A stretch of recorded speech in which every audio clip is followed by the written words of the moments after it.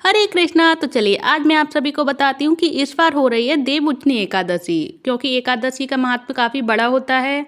तो मैं आप सभी को बताऊंगी कि 2 शुभ योगों का निर्माण हो रहा है इस दिन। तो कौन कौन से योग जो बन रहे हैं वो कौन कौन से समय बन रहे हैं, तो आपको इस वीडियो में मैं ये सारी जानकारी देने वाली हूँ। क्योंकि एकादशी का व्रत होता है इतना बड़ा, जो हम अगर शुभ योगों में उसकी पूजा करेंगे तो भगवान विष्णु हमसे काफी प्रसन्न हो जाएंगे। और इस दिन जो भगवान विष्णु की पूजा होती है वो किस प्रकार हम पूजा विधि करेंगे भगवान की, और कौन सी डेट शुभ है जिसमें हमें भगवान विष्णु की पूजा अर्चना करनी है। तो चलिए जानते हैं इस वीडियो में सारी जानकारी। तो इस साल 12 नवंबर 2024 को सर्वार्थ सिद्धि योग, रवि योग समेत 2 शुभ योगों का निर्माण हो रहा है देवउठनी पर, एकादशी पर। और इस योग में विष्णु जी की पूजा अर्चना का महत्व तो कहीं और अधिक ज्यादा बढ़ जाता है। तो कार्तिक माह शुक्ल पक्ष में आने वाली एकादशी तिथि को देवउठनी एकादशी कहा जाता है, और इस दिन प्रबोधनी एकादशी और देवोत्थान एकादशी के नाम से भी इसे जाना जाता है। और इस दिन प्रभु श्री हरि विष्णु 4 माह बाद निद्रा योग से उठते हैं। इस दिन इसे चतुर्मास का समापन भी होता है, और शादी विवाह मुंडन संस्कार सगाई समेत सभी मांगलिक कार्यों की आज के ही दिन से शुरुआत हो जाती है, यानी देवउठनी एकादशी से। तो देवउठनी एकादशी के अगले दिन द्वादशी तिथि में तुलसी विवाह का आयोजन कराया जाता है, और भगवान विष्णु के शालिग्राम अवतार से माता तुलसी का विवाह होता है, जिससे तुलसी का विवाह के नाम से जाना जाता है जिसको। और धार्मिक मान्यताओं के अनुसार तुलसी विवाह के आयोजन से घर में सुख समृद्धि और खुशहाली आती है।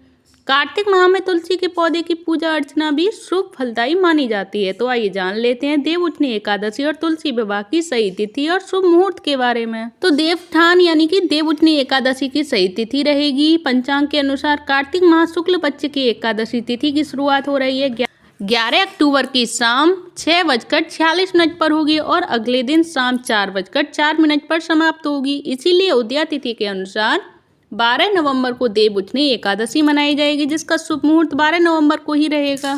और देवउठनी एकादशी पर जो शुभ संयोगों का निर्माण हो रहा है वो देवउठनी एकादशी के दिन सुबह 7:10 पर हर्षण योग का निर्माण हो रहा है। वहीं वज्र योग पूरे दिन रहेगा, और जिसमें सर्वार्थ सिद्धि योग का टाइम रहेगा 12 नवंबर को सुबह 7:52 से लेकर 13 नवंबर को सुबह 5:40 तक सर्वार्थ सिद्धि योग रहने वाला है, और जिसमें रवि योग का निर्माण रहेगा। और देवउठनी एकादशी के दिन सुबह 6:33 से 7:52 तक रवि योग का निर्माण हो रहा है।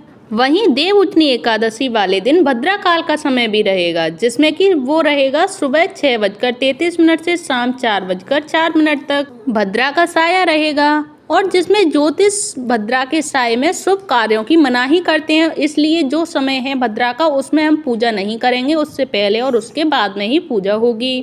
तो अब जान लेते हैं देवउठनी एकादशी की पूजा विधि क्या है, हम किस प्रकार देवउठनी पूजा करें जिससे कि भगवान विष्णु के लिए जो समर्पित व्रत है ये, जिसमें भगवान विष्णु हमसे प्रसन्न हो जाए, मनवांछित की फल की प्राप्ति हो। तो देवउठनी एकादशी के दिन सुबह जल्दी उठना चाहिए। इसके बाद स्नान आदि के बाद स्वच्छ कपड़े धारण करें, और फिर विष्णु जी का ध्यान करें, और संभव हो तो व्रत का संकल्प लें। विष्णु जी, माता लक्ष्मी और तुलसी जी के पौधे की पूजा अवश्य करें, और फिर विष्णु जी को पंचामृत में स्नान कराएं, विष्णु जी को तिलक लगाएं, और उन्हें पीले फूल, पीले फल, पीले रंग की मिठाई और तुलसी का पत्ता चढ़ाएं। विष्णु जी के बीज मंत्रों का जाप भी करें, और विष्णु सहस्त्र नाम पाठ का जाप करें, और विष्णु जी और माँ तुलसी की आरती उतारें। और इसके बाद दिन भर व्रत और उपवास रखें, और अपनी भूल या गलती के लिए भगवान से प्रार्थना करें कि भगवान हमें जो भी भूल में जो भी गलती हुई हो उनके लिए भगवान हमसे माफ़ कर दें हमें, और हम क्षमा प्रार्थी रहें उनके लिए।